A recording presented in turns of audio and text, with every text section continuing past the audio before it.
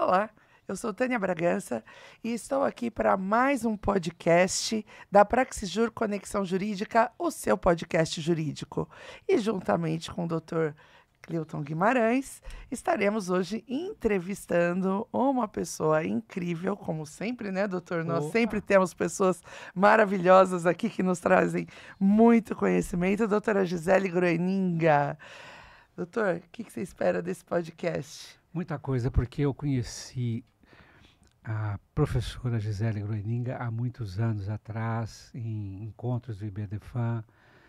Comprei obras dela, e talvez uma estudiosa há muito tempo já de mediação, né, e de outros métodos, e muito envolvida com o estudo da questão da psicologia, das relações humanas e intrafamiliares, o que é uma coisa complexa e que exige muita dedicação. E sempre que ela escreve um texto, por minúsculo que seja, eu leio, porque sempre estarei ganhando alguma coisa. Então, e nós esperamos que todos vocês tenham essa mesma sensação e certamente terão, né, ao findar aqui esse nosso bate-papo. Então será muito agradável e muito profícuo, eu tenho certeza. Um enorme prazer estar aqui e agora confesso que temerosa com essa responsabilidade que estão me passando. Mas vamos lá, vamos dar conta desta conversa tão agradável a respeito de direito de família, psicologia, psicanálise, e fico muito lisonjeada em escutar falar de alguns poucos textos meus. Imagina. Doutor, inicie, por gentileza. Professora Gisele, o âmbito da família talvez seja o mais complexo, porque as relações familiares têm evoluído por demais nas últimas décadas. E eu vou lhe fazer uma pergunta um pouco ousada. A psicologia tem evoluído em métodos tanto quanto a família tem gerado o desespero de ser compreendida na atualidade? Opa, essa é uma pergunta. Podemos passar uma semana conversando, mas vamos lá.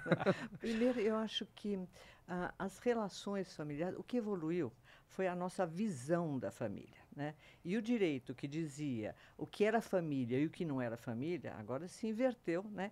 E estamos considerando todos os tipos de família, todas as estruturas familiares.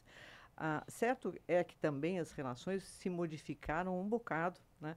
Então, é o que o Bauman fala dos relacionamentos líquidos, né? As famílias mosaico. Então, temos toda uma grande aí complexidade a ser considerada.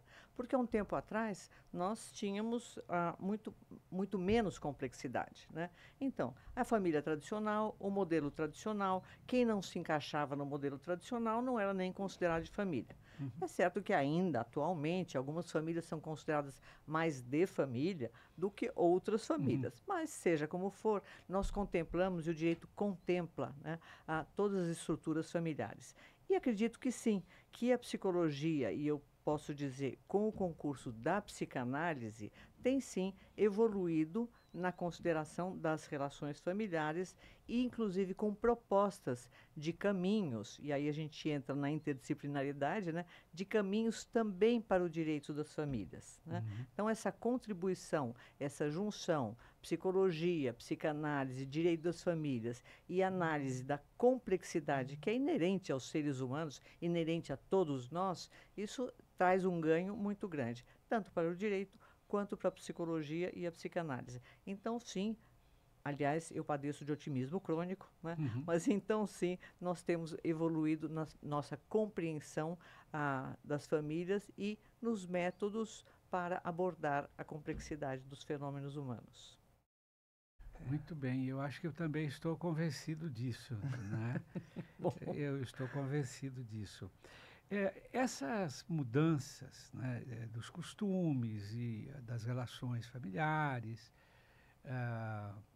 foram muito bem pensadas, por exemplo, no âmbito do IBDFAN, né, que foi o primeiro instituto até onde eu chego, né, a discutir, né, mais ampla e aprofundadamente essas questões. Com certeza, por conta da doutora, que Também. é membro do IBDFAM, membro nacional, né? É. Presidente dessa área de interdisciplinariedade, né? Então, O IBDFAN tem a interdisciplinaridade e a psicanálise no seu DNA. E isso trouxe um grande avanço para o direito das famílias.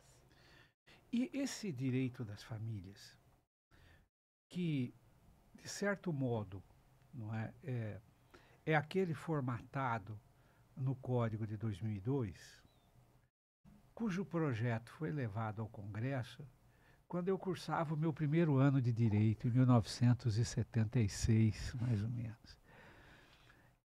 Ele conseguiu captar ou capturar, ali no início dos anos 2000, essas alterações.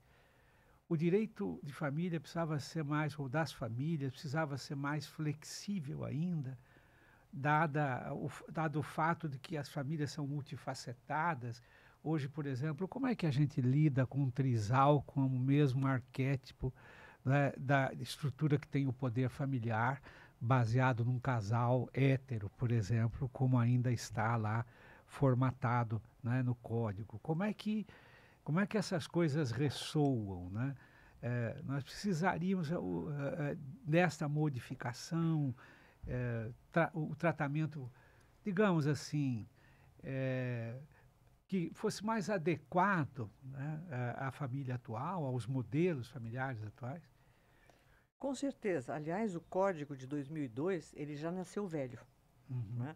Foram muitos e muitos anos até que ele fosse aprovado e entrasse em vigor. E tanto é que nós temos agora uma proposta de nova modificação, né, no Código, para contemplar justamente as enormes mudanças que têm acontecido. Por outro lado, o que a gente vê é que o direito tem evoluído muito em função do que ele é provocado. Né? Então, o Poder Judiciário aí tem contribuído imensamente e diversamente do Poder Legislativo, né? Que está sempre muito atrasado, infelizmente, em acompanhar algumas mudanças. Então, nós vemos o funcionamento muito pela jurisprudência, né? Então, são citações e citações de jurisprudências, de julgamentos aí que vão delineando a possibilidade de acolher essas modificações que já estão aí, né? E que necessariamente o direito precisa dar um lugar para essas modificações. Agora, questões novas, por exemplo, como o trisal, né? Famílias, né, ou a multiparentalidade, né, que não são inovações só do nosso direito. Eu tenho a oportunidade de fazer parte da Sociedade Internacional de Direito de Família, que é uma sociedade que existe no mundo inteiro, e estas questões que nós discutimos aqui também são discutidas lá. Porém, eu preciso frisar que eu vejo o nosso direito, até onde eu consigo ver, claro, o nosso direito é muito avançado em relação aos demais países. Nós temos, por exemplo, o princípio da socioafetividade, né? O afeto como valor jurídico, né? Ou princípio jurídico, né? Temos questões aí que desembocaram no reconhecimento da socioafetividade. Todas essas inovações são muito do direito brasileiro. Preciso frisar isso. Sim, né? Nós padecemos um pouco daquele, entre aspas, complexo de vira-lata, né? Ou mesmo alienação parental, né? Que um dos argumentos é assim, mas não existe em outros países. Ué, e se não existe em outros países, por que nós não podemos ser pioneiros? Será que nós somos menos do que os outros países? Né? Então, em vários aspectos, nós estamos sim, adiantados, porém, a aplicação do direito, né? O funcionamento, a efetividade e eficácia, aí sim nós temos questões bem sérias a discutir. E aí a gente entra num problema que eu tenho visto muito, né? A questão da responsabilidade dos operadores do direito. E muitos não compreendem todas essas evoluções,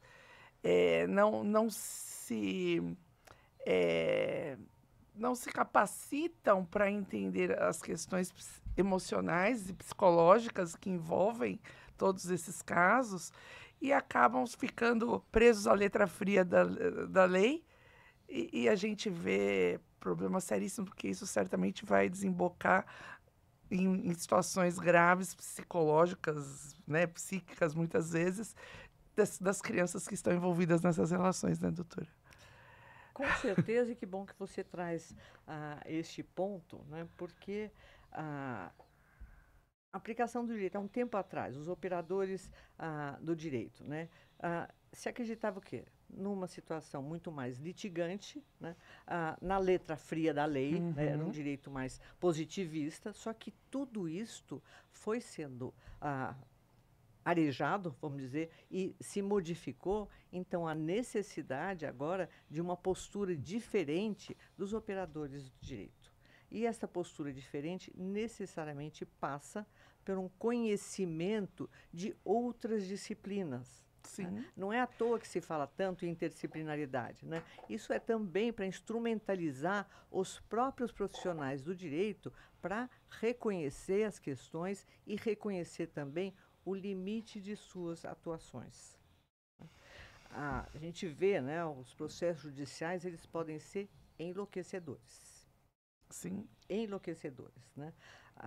Muitas vezes, e eu digo isso, né, muitas vezes o judiciário quase que se torna o sócio oculto dos conflitos. Né? Então, tem toda uma máquina que a gente vê que acaba sendo ineficiente. Então, precisamos fazer mais, precisamos compreender mais para, efetivamente, para que o direito seja, né, sua aplicação seja eficaz e efetiva de verdade para toda a sociedade. Agora, claro que os operadores do direito, eles têm uma limitação, né, naquilo que eles podem compreender. E daí a gente tem a contribuição, nós temos a contribuição, então, de outras disciplinas. E no direito de família, é flagrante o papel que têm desempenhado outros profissionais, as perícias, né, os assistentes sociais, os psicólogos, para colaborar na compreensão das situações que são extremamente delicadas e que devem ser consideradas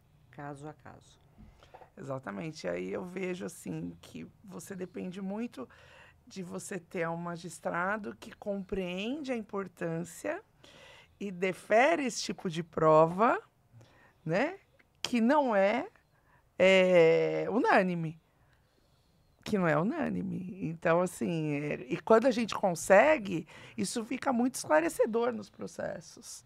Né? O problema é, às vezes, a objeção da parte contrária, né? De compreender e de entender esse tipo de situação.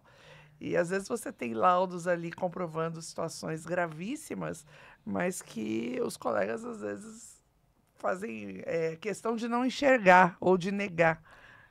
Questão de não enxergar. Primeiro, né, o princípio básico, né, das nossas profissões aí, né, é primo non nocere, né? Primeiro, não fazer o mal. Né? Exatamente. O outro princípio básico é o da dignidade da pessoa humana. Então, não se pode querer para o outro o que a gente não considera para nós mesmos. Mais ou menos é esta a ideia. Né? Então, a necessidade muito grande de uma certa dose de empatia, né? Sem a qual acho que nós não conseguimos fazer um bom direito ou mesmo uma psicologia, uma psicanálise, né? A área das ciências humanas. As áreas das ciências humanas exigem uma dose de empatia e o próprio princípio da dignidade também exige que se tenha um mínimo de empatia para se colocar no lugar do outro, né?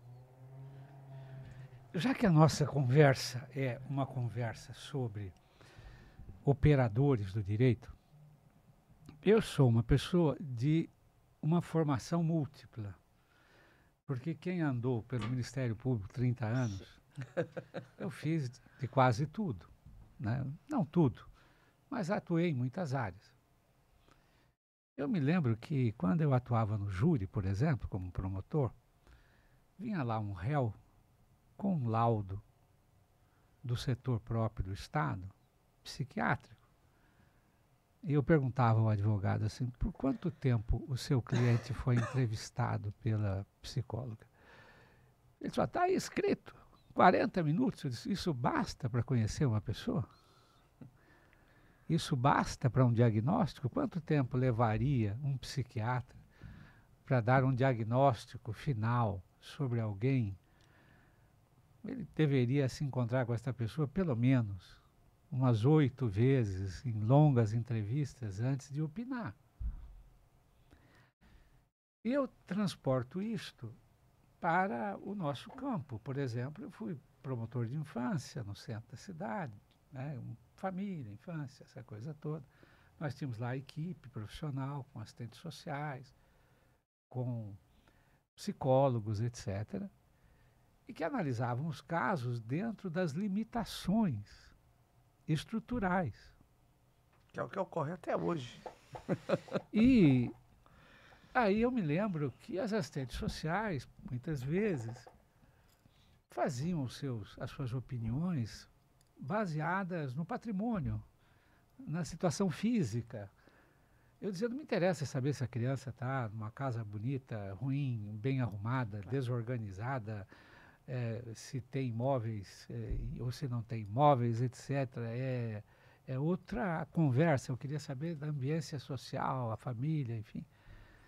E a psicóloga ou o psicólogo também respondiam com um laudo, mais ou menos, dentro de uma certa perspectiva.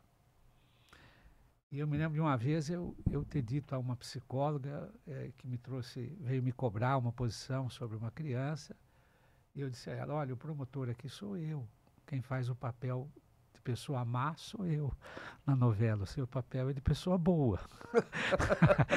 Você está querendo inverter isso? Você está querendo inverter isso e tal, né? Eu tenho visto essa família, conversado muitas vezes e tal. Então me preocupa isto, por exemplo, o que seria necessário para que nós tivéssemos um laudo psicológico adequado, capaz de dar ao juiz, ao promotor, uma visão? Porque as psicólogas se esforçam muito, mas elas têm senhas, têm 200 pessoas aguardando, e elas são poucas, não se contratam tantas assim, né? Não há um número razoável, e elas vão, enfim, fazendo o que podem, e até, posso dizer, fazem muito mais do que podem com aquilo que já apresentam pelas condições de trabalho. E isso é verdade. Mas o que seria necessário, o que seria o ideal? Essa pergunta me é muito cara. Nós temos aí algumas vertentes para analisar a situação. Uma é que houve um grande ganho com a valorização da psicologia e do serviço social para ampliação da compreensão. Porém, eu vejo que se coloca um peso enorme exigindo que os laudos sejam, por exemplo, conclusivos. E se a gente vai pegar a linguagem da psicologia, e eu brinco, eu apresentei isso uma vez no congresso do IBDFAN, o psicólogo sempre fala assim, parece que há indícios de, né? Porque ele não pode atestar fatos que ele não presenciou, né? O que ele tem que aportar é uma ampliação da compreensão da dinâmica relacional, assim como no serviço social também se tem a possibilidade de analisar os vínculos. Então, eles podem aportar essa compreensão da dinâmica interna, da dinâmica relacional, né? E no recorte de tempo. Né? Nós gostaríamos que o psicólogo, que o psiquiatra mesmo, né, pudesse até prever o futuro, né? E o nosso conselho é muito claro dizendo, isso é um recorte no tempo. Nós não temos essa capacidade de prever. O que não quer dizer que não seja uma contribuição muito importante. O que eu vejo atualmente na área de direito de família, eu atuo bastante como assistente técnica, parecerista, o que eu vejo é quase que um deslocamento para os laudos psicológicos e do serviço social para a decisão, que são decisões difíceis, né? Então, quase como se coubesse ao psicólogo ou assistente social dizer qual é a melhor forma de guarda, qual é a melhor forma de convivência. Né? Isto cabe ao juiz, né? Não aos profissionais que eu digo que são profissionais da saúde. Né? Então, tem um limite nos laudos. Aí vem a sua pergunta, o que seria ideal? Eu tenho diversas queixas, né, e críticas em relação a laudos, por exemplo, que pretendem, numa conversa de 1 hora, 2 horas, 3 horas, né, trazer diagnósticos e mesmo decidir o destino daquelas pessoas. Isso é muito sério. Tratam-se de questões altamente subjetivas. Por mais que os psicólogos, psicanalistas, psiquiatras, assistentes sociais sejam preparados, nós temos questões subjetivas, nós temos questões que são prenhes de ideologias, né? Então, temos que saber a limitação do que nós podemos esperar de um laudo. Muitos peritos padecem, como eu digo, de juizite, né? E muitos assistentes técnicos, porque isso também, né, o código permite, né, que se tenham assistentes técnicos para o quê? Para verificar ou tecer críticas, né, um exame crítico, não necessariamente negativo, um exame crítico dos laudos periciais, né? Então, isto está previsto. Nem sempre acontece, né? Muitas vezes as pessoas não têm dinheiro para pagar, mas sim, deve-se encontrar formas outras para não deixar que essas questões subjetivas sejam vistas por uma única pessoa, né? Eu vejo alguns laudos que são muito bem feitos e por profissionais que eu respeito, eu falo assim, mas espera aí, a pessoa está enxergando uma coisa e eu estou enxergando uma outra coisa. O ideal seria que se conversasse essa situação, que se discutisse, que houvesse uma efetiva colaboração e não uma reprodução do sistema adversarial. O que a gente vê na maioria dos casos é um perito, um assistente técnico que acha que tem que defender quem o contratou, e do outro lado também, e aí a gente tem uma reprodução que não acrescenta muito. Então, em termos ideais, seria justamente essa colaboração entre os profissionais da saúde para ampliar a compreensão.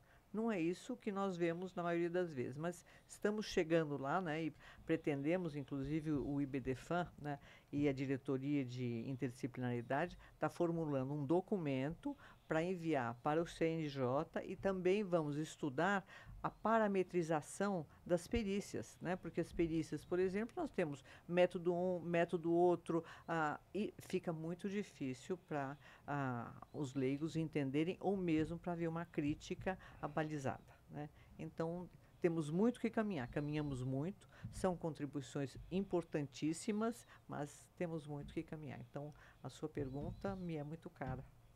É porque acaba, se você tivesse como se fosse um conselho, né? Um conselho de profissionais que juntos estariam estudando, colocando os seus pontos de vista para se chegar a alguma conclusão. O problema são essas várias diretrizes que vocês têm que seguir. E aí cada um poderia, de repente, interpretar como se o seu método fosse mais adequado ou não, né? Tem casos que se aplicam 5 testes, tem casos que ninguém aplica teste. Então, aí tem várias possibilidades, só que o que nós temos hoje em dia fere o direito à ampla defesa, no meu entendimento, e ao contraditório, porque o perito, né, faz as entrevistas e muitas vezes aquele que é periciado fala, mas não foi isso que eu falei, né? Mas houve um entendimento outro. Então, as questões de comunicação ocorrem com todos nós, né? E também ocorrem na seara das perícias. Então, temos muito que avançar, já avançamos. A crítica que eu faço não quer dizer que não seja um grandíssimo avanço, né? Porém, temos muito que fazer.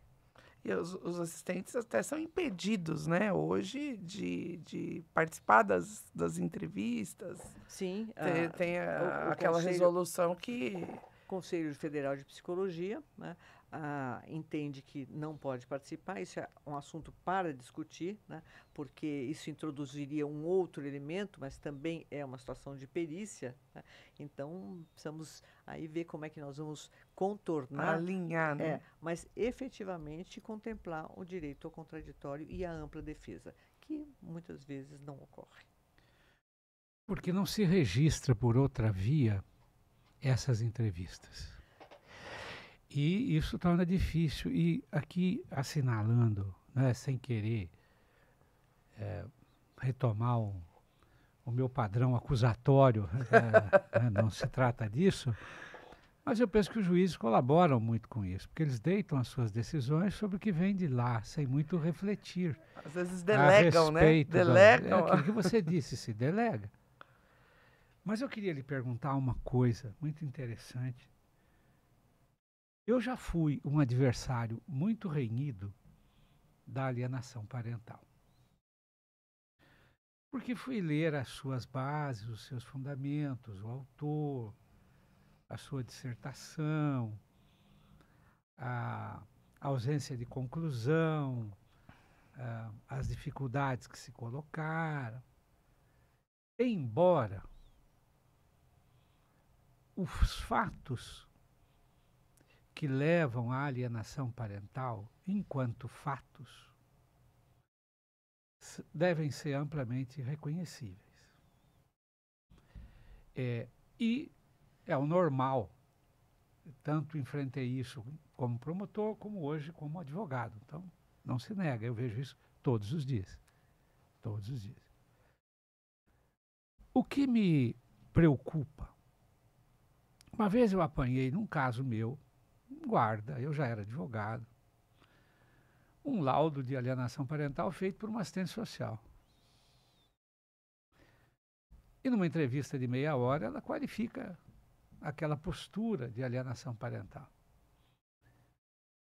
E era uma situação difícil, porque ela entrevista uma família cujo filho foi assassinado e era o pai das crianças, e que obviamente não teria nenhuma condição de ter pela outra família que incentivava a autora do delito, que era ex-mulher, etc. Enfim, né? Há um pensamento, há uma condição mais conciliatória, ao contrário.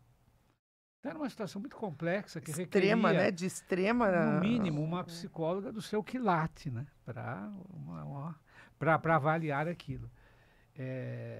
E assim, em meia hora, a pessoa me dá um laudo e diz assim, isso aqui é uma alienação parental. Eu me ligo, na época até eu fui procurar uma amiga, Dalca e tal, e discuti um pouco com ela. E falamos um pouco sobre isso. Ela falou, olha, isso aqui é um assunto complicado, muito complexo, mas devia ser uma psicóloga, devia ser uma coisa bem elaborada, bem fundamentada. Porque, ao meu ver, não sei se você concordaria, não é? É como eu ligo o fato que acontece, que ocorre, com a consequência que a lei prevê. Onde é que eu examino isto? Né? Assim, onde é que... E se você considera o ser humano, né, e as suas circunstâncias como sempre muito peculiares, e ainda mais no âmbito intrafamiliar, esta coisa precisava ser mais bem elaborada, bem acabada. Eu disse, olha, isso estou vendo porque os sintomas são estes e isso está claro para mim, né? Isso está evidente, porque eu não desconfio que os sintomas existam. Porque a minha experiência de 50 anos na vida jurídica, né, me dão essa possibilidade de ver. Mas você não acha que a gente precisava também um pouco aí, né, criar melhores condições para que esses laudos fossem mais aperfeiçoados, mais bem fundamentados, né? Porque o risco é a falha no contraditório, é a falha do justo processo, aquela coisa toda. A lei da alienação parental, eu acho assim, um desafio pensar sobre ela, né? Porque ela traz um rol exemplificativo, né? Então, não se esgotam ali, né? Né? São exemplos de atos de alienação parental. Né? Muitas vezes, uma violência econômica é uma alienação parental. Né? Tem esse valor de alienação parental. Bom, vamos lá. O conceito de alienação parental eu vejo como interdisciplinar. Não é um conceito jurídico e não é um conceito da psicologia ou da psiquiatria exclusivamente, né? Ele é interdisciplinar. Vários ataques foram feitos à lei, né? E ataques, a meu ver, indevidos, tentando alienar a própria lei, desconhecendo até a lei, né? Mas o que é importante nessa lei, eu julgo fundamental, Essa lei trata de como devem ser feitas as perícias. Ela fala de perícias 360 graus. Nós não encontramos em outra lei um artigo que descreva como é que devem ser feitas as perícias. Está ali, está na lei.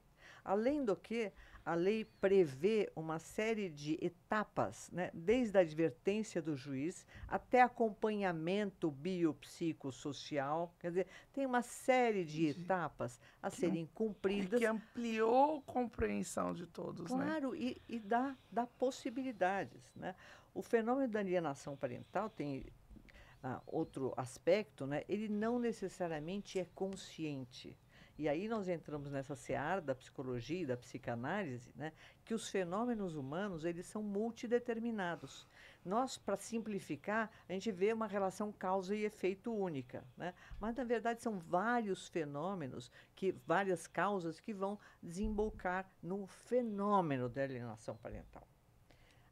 Além do que, a alienação parental, ela pode ser exitosa, pode ser visível ou não.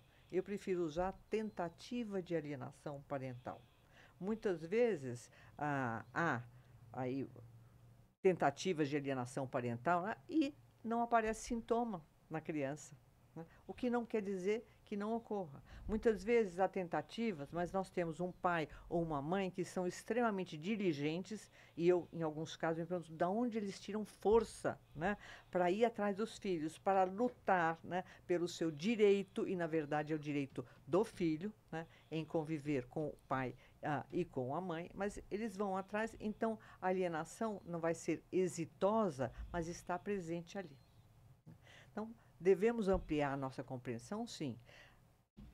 O Conselho Federal de Psicologia desaconselha, em a nota técnica, o uso do conceito de alienação parental. Bom, mas o que nós temos por trás de alienação parental? Uma série de comportamentos e de dinâmicas psicológicas que vão desembocar neste fenômeno interdisciplinar. Um outro aporte que eu costumo trazer para a compreensão da questão da alienação parental, ela sempre vai alienar o casal parental, o par parental. Por quê? Porque um não consegue exercer o papel e a função de dois, né? Então, aquela mãe ou aquele pai que estão alienando o outro do par parental também estão se alienando, tentando cumprir o papel do outro, né? Então, esse é tenho também enfatizado a importância de cuidarmos do casal parental, do par parental, né? Muitas vezes a gente vê, é um bom pai, é uma boa mãe, mas e como é que está esse par parental? Como é que eles estão lidando com a responsabilidade, e não interessa se amam, se não se amam, se odeiam, né? Existe uma responsabilidade que é inerente ao exercício do poder familiar. E como é que esse par parental está lidando com isso, né? E aí a gente entra na questão da responsabilidade, né? Mas não dá para amar por decreto. Não, mas a responsabilidade existe. E esta responsabilidade cabe, sim, ao direito cobrar, né? Então, eu acho a discussão em torno da lei da alienação parental importante para aprimorar ainda mais o que, do meu ponto de vista, já é bom, já é muito bom. Acho que a conscientização de atos de alienação parental, eles só foram realmente absorvidos pela sociedade depois que a lei trouxe esse rol, né? E antes a gente não pensava nisso, né?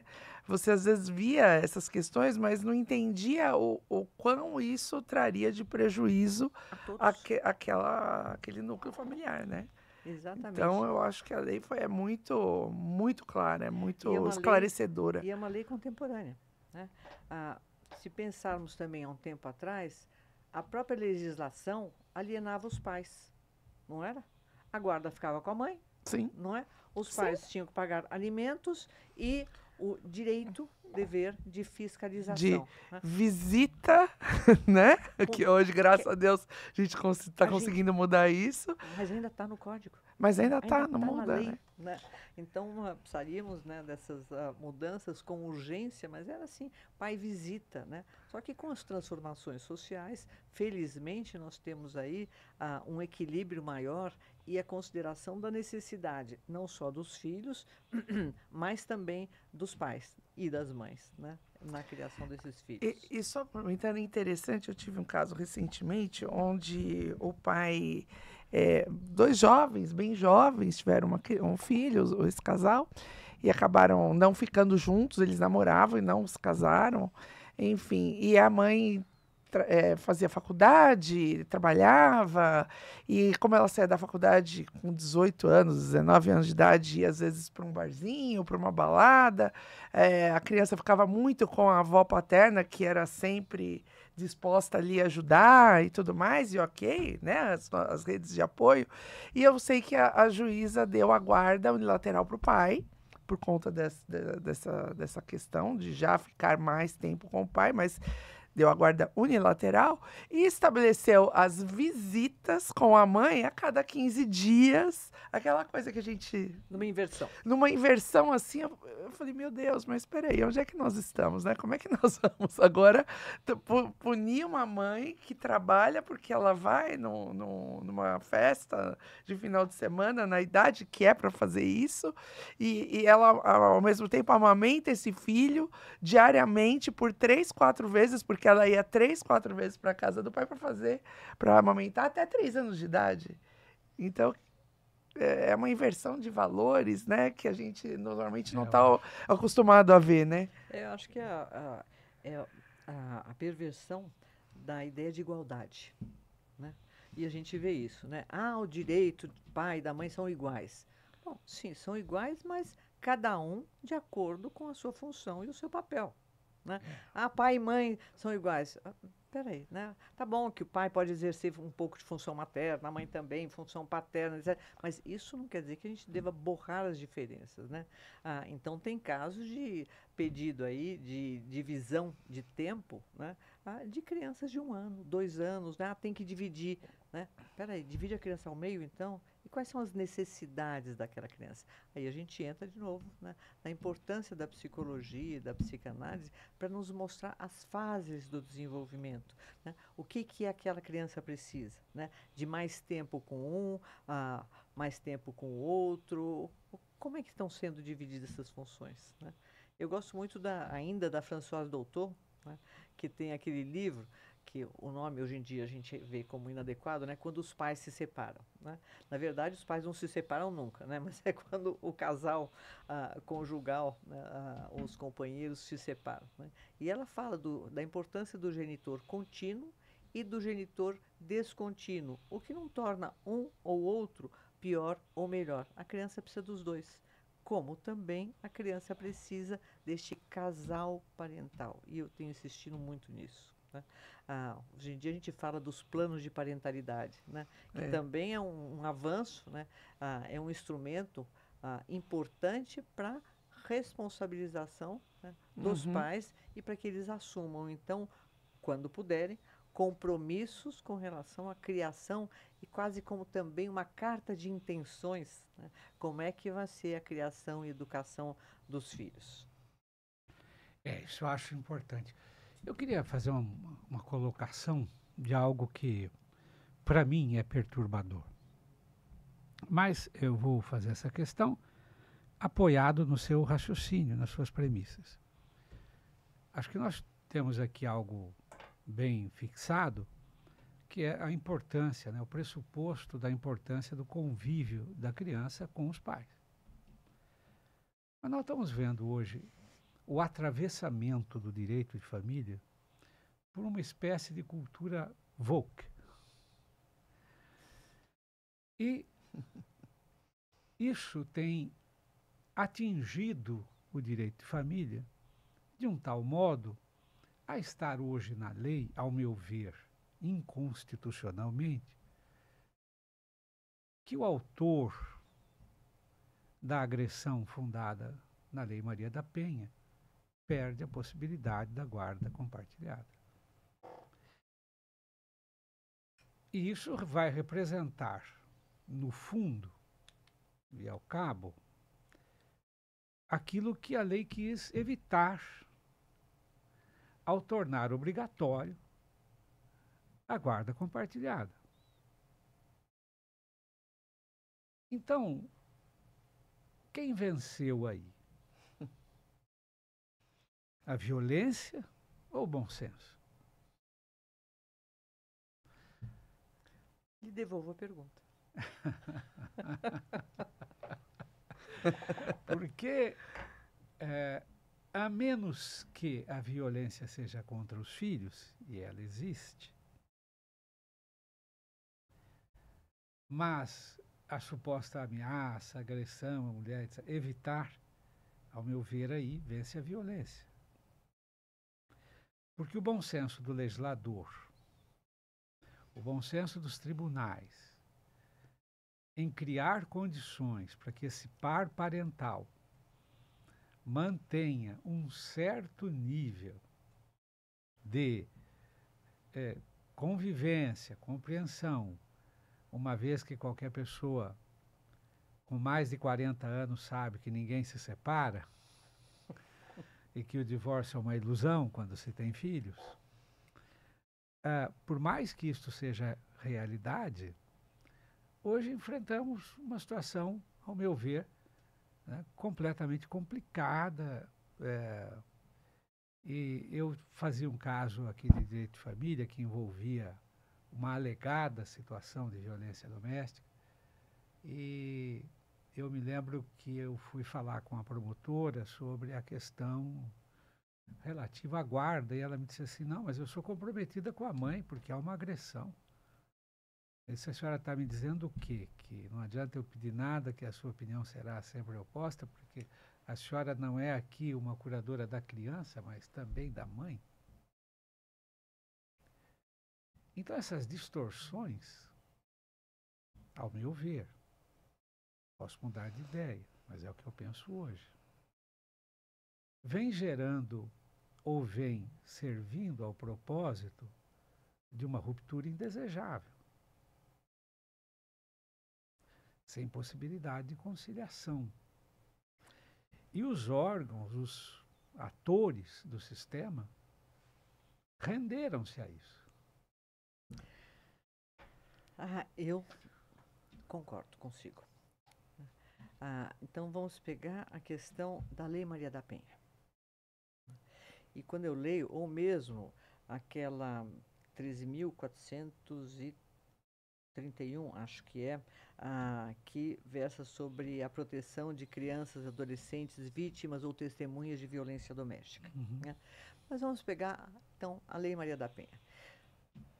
Já se nomeia a pessoa como vítima. E aí já temos um problema sério. Né? Que tal a suposta vítima, o suposto agressor? Né? Porque na hora que a pessoa já é nomeada como vítima e o outro como agressor, é como se a sentença já tivesse sido dada. Né? Então nós precisamos prestar atenção nessa questão da linguagem. Né? Abusos da Lei Maria da Penha, inúmeros, como abusos também da Lei da Alienação Parental. Sim. Isso não quer dizer que nós vamos revogar nem a Lei da Alienação Parental, nem a Maria da Penha. Então, primeiro, eu acho que o pai, né, no caso, a mãe, mas em geral, né, o pai, precisa ser afastado ou monitorado, né? Se há alguma suspeita, isso precisa ser muito bem examinado. E a Lei da Alienação Parental faz isso, né? Garantir o direito à convivência até que a situação se esclareça. Né? Mas não é isso que acontece. Não. Tem Nem um pouco. Agora, um conceito que está sendo trazido aí na moda, que é a tal da violência vicária. Né? Como a violência que é cometida em relação aos filhos para se atingir a mãe. A mãe. Né? Bom, isso até pode acontecer, só que nós temos um princípio do superior interesse da criança e do adolescente. Então, se os filhos estão sendo atingidos, não vamos colocar, eles estão sendo atingidos porque, na verdade, a mãe está sendo atingida. Isso é secundário. Vamos primeiro tratar dos mais vulneráveis. Né? Então, essa questão, né, da Lei Maria da Penha, ou aqueles que são acusados de violência doméstica perderem, né, é a mesma coisa aqueles que são acusados de abuso sexual. Uhum. Né, que também Sim. nós assistimos barbaridades nesta área. Né, Muitas. muitas barbaridades Muitas. em que o pai, né, em geral, é afastado da convivência com os filhos em uma situação que é extremamente difícil de provar. Então, quando não tem, né, nenhuma prova material, né, e não tem testemunhas, né, o que nós podemos ter certeza que está acontecendo quando há uma suspeita de abuso sexual é que aquela família tem uma situação de violência muito séria. Quer a suspeita seja procedente, quer ela seja improcedente. Né? Então, tem ali uma família precisando do socorro do Poder Judiciário para conseguir aí uma certa estabilidade. Muitas vezes a gente sabe, a gente vê, né, que alguns casos são tutelados pelo Poder Judiciário durante anos. Né? Aparentemente resolve uma coisa, aí volta tudo, né, e a coisa volta, a coisa volta. Bom, então também devemos assumir que alguns casos vão precisar ser tutelados, sim. E vamos encontrar formas de tutelar esses casos, ao invés de novas ações, e a violência naquela família vai se ampliando. Passado o tempo de formação e desenvolvimento da personalidade daqueles filhos, a gente vê que, né, fomos ineficazes. Então, precisamos pensar aí que caminhos tomar para garantir o direito à convivência. Agora, de que convivência se trata? Né? O que entendemos por convivência? Né? Será que é a convivência meio a meio? Será que é aquele pai, e eu recebo muitas vezes no consultório, né, o pai fala assim, eu sou ótimo pai porque eu dou banho, porque eu dou mamadeira à noite, porque... Por que isto é ser ótimo pai? Né? Então, as coisas estão um pouquinho confusas, né? Confusas. Né? Então, precisamos considerar o contexto, considerar cada caso, né, para efetivamente contemplar o direito de personalidade, a personalidade dos filhos, mas também dos pais. Nós não podemos colocar o direito da personalidade dos filhos como se fosse indissociado do direito do pai e da mãe. Enquanto pai e mãe estão exercendo os seus deveres, como pai e como mãe estão exercendo as suas funções, então são direitos que são complementares, não pode nunca estar em oposição. Já quando nós temos reivindicações da ordem do egoísmo e não do altruísmo, que deve pautar as relações familiares, aí sim nós podemos ter direitos em oposição, e aí a escolha é muito mais fácil. Eu gosto disso, é uma grande opinião. Agora, só antes de você falar, eu vejo que assim, a morosidade nesses processos, e parece que às vezes a gente acha até que é proposital, né? Vamos esperar essas crianças crescerem para resolver o que vai acontecer.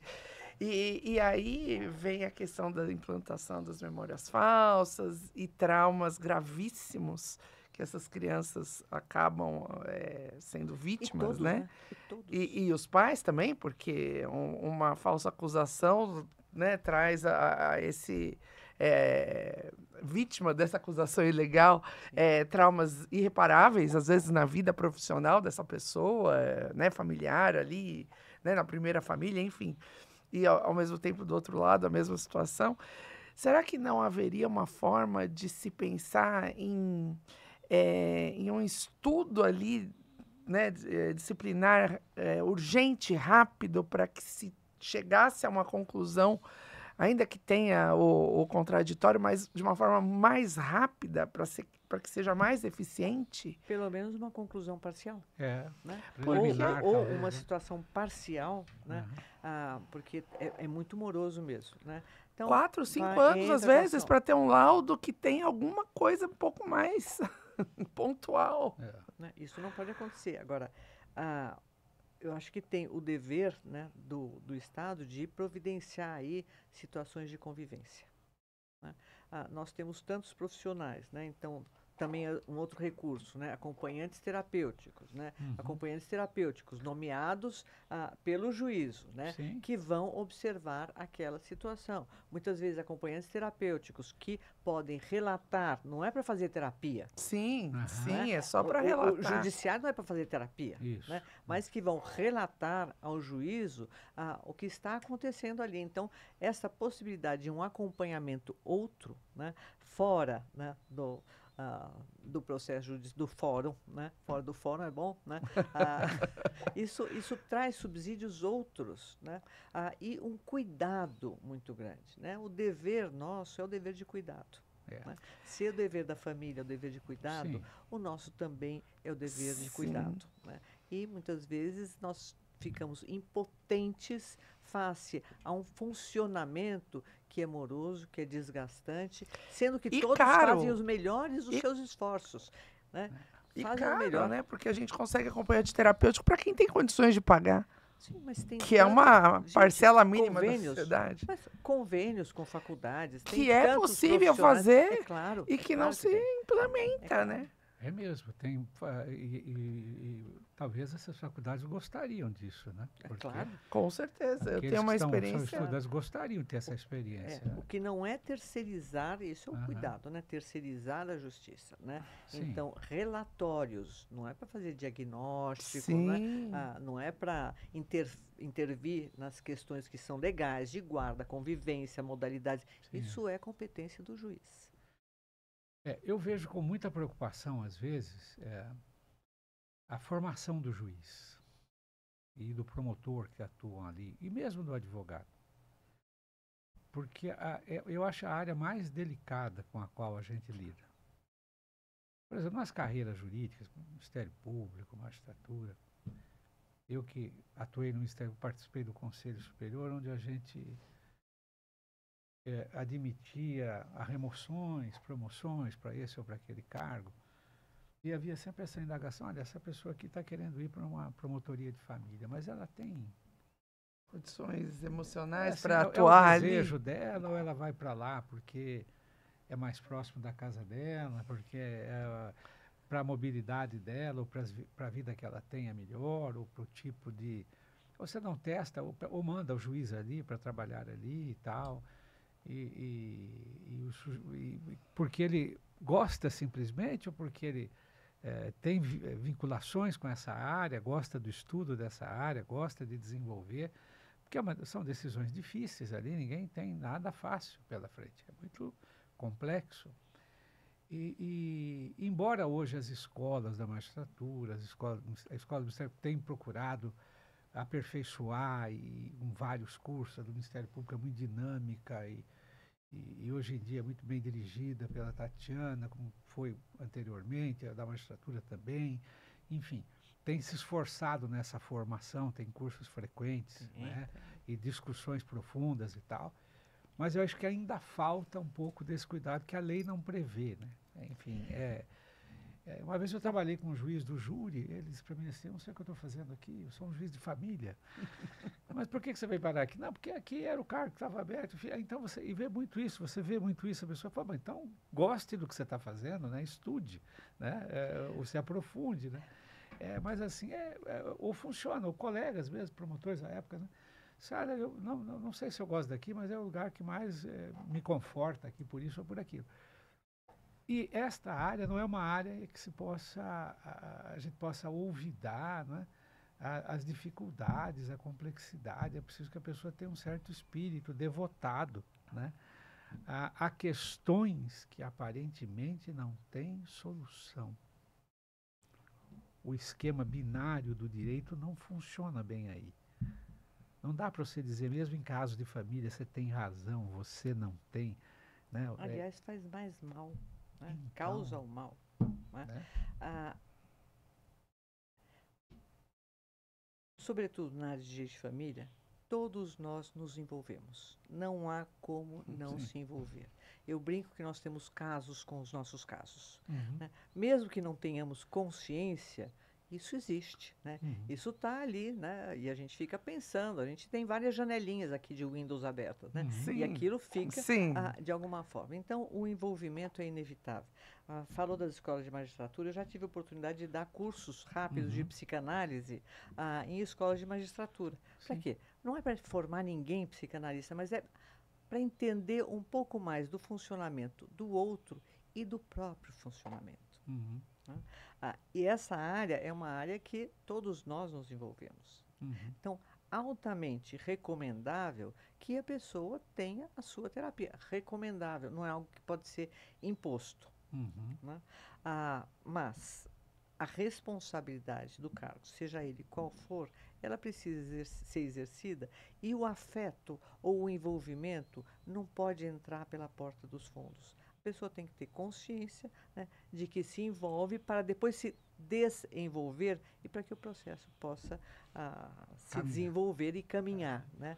Agora, é fatal muitas vezes, nós projetamos no outro aquilo que a gente, isso é do nosso inconsciente, aquilo que a gente não admite na gente. Né? Uhum. Então, daí tem todo o funcionamento processual que traz inúmeras salvaguardas. Eu vejo como a maior salvaguarda é sabermos da existência de um inconsciente, ao invés de atribuir ao outro tanto a autonomia da vontade, a hiperautonomia da vontade, quanto uma intencionalidade que nós estamos julgando assodadamente, né, que o outro tem. Quem somos nós?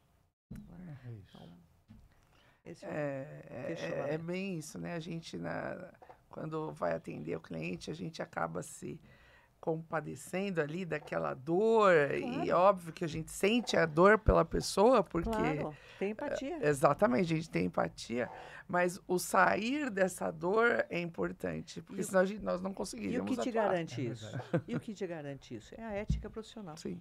É o conhecimento do processo e a ética profissional. Isso seja em qual posição estivermos. É isso. Excelente, né? Eu acho que a Muito. gente teria muita coisa para falar com a doutora Gisele, porque no direito de família eu falo que a psicologia, a psicanálise, É. a psiquiatria correm junto realmente, e isso é. E vocês não têm ideia o quanto o direito também traz de conhecimento para a psicologia, para a psicanálise, para o Olha. serviço social. Muito. Né? É uma troca de duas mãos. E hoje eu tenho visto uma coisa impressionante, até comentei com a minha mulher. Eu já tenho 2 amigos assim que eram, um deles era promotor, tornou-se advogado. Minha outra amiga, uma grande professora de direito, que se tornaram psicólogos. Mas proximidade, encanta talvez, essa e- área. E aí hoje são analistas. Enfim, você vê que há uma certa intimidade aí entre as duas áreas, Claro. né?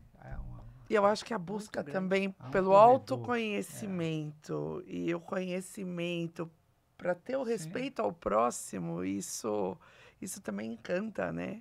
é, É evolução, né? É evolução. E nós podemos nos questionar. Né? sim. Felizmente, né, nós não temos, né, o saber. Nós podemos nos questionar e falar assim, mas espera aí, o que eu estou fazendo? É por aqui o caminho? Vamos pensar outros caminhos melhores? E isso tudo voltando ao início da nossa conversa, isso é que faz parte da nossa evolução, Sim. enquanto profissionais e enquanto seres humanos. É isso.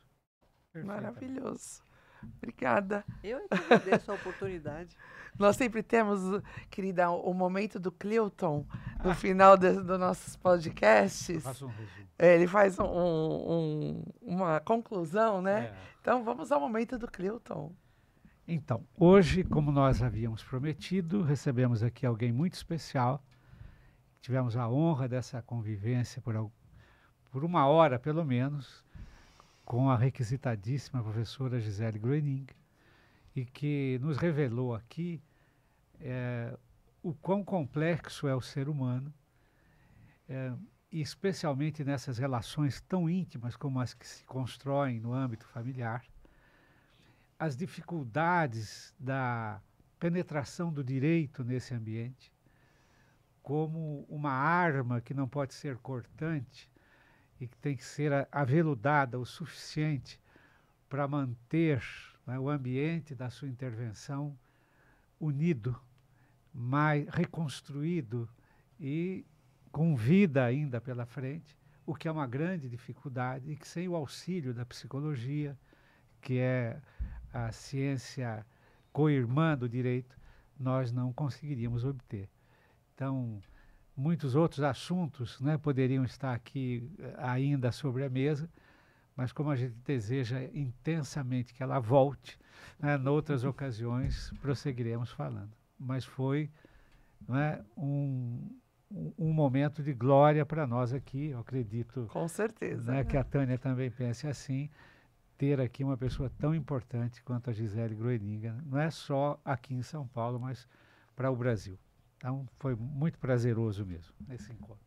E eu só tenho a agradecer. Para mim foi extremamente prazeroso e aprendi muito também. Querida, maravilhosa.